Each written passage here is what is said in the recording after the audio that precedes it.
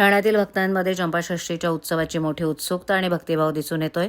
6 दिवस चालणाऱ्या या उत्सवाचा मुख्य दिवस चंपाषष्ठी उत्सव ठाण्यातील जवाहर बाग येथील श्री खंडोबा मंदिरात मोठ्या उत्साहात साजरा करण्यात येतोय।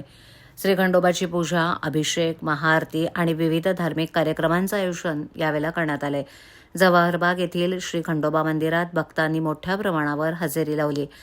भक्तांमध्ये जल्लोष आणि उत्साह दिसून येतोय। सायंकाळी या ठिकाणी महाप्रसाद भंडारा देखील आयोजित करण्यात आलाय। चंपाषष्ठीनिमित्त विविध मंडळं आणि संघटनांनी फेरी, भव्य मिरवणूक तसंच भजन आणि कीर्तनाचा कार्यक्रम आयोजित केलाय। यंदा उत्सवासाठी पर्यावरणपूरक सजावट आणि प्लास्टिक मुक्त उपक्रम राबवण्यात आले।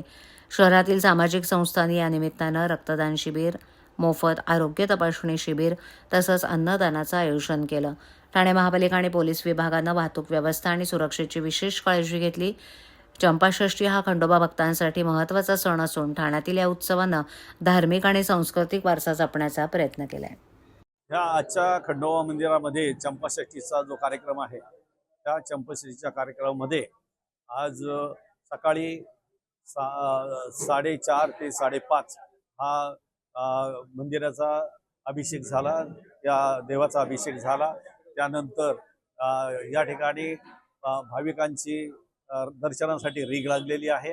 हजारो भाविकांनी आतापर्यंत दर्शन घेतलेले आहे। संध्याकाळी या ठिकाणी संध्याकाळी 6 ते रात्री 10-12 वाजेपर्यंत भंडाऱ्याचा कार्यक्रम आहे, महाप्रसादाचा कार्यक्रम आहे, तसेच पार्सलचा सुद्धा व्यवस्था केलेली आहे। भुपेट पद्धतीचं सुद्धा महाप्रसादाची व्यवस्था केलेली आहे। रात्री जागरण गोंधळाचा कार्यक्रम आहे।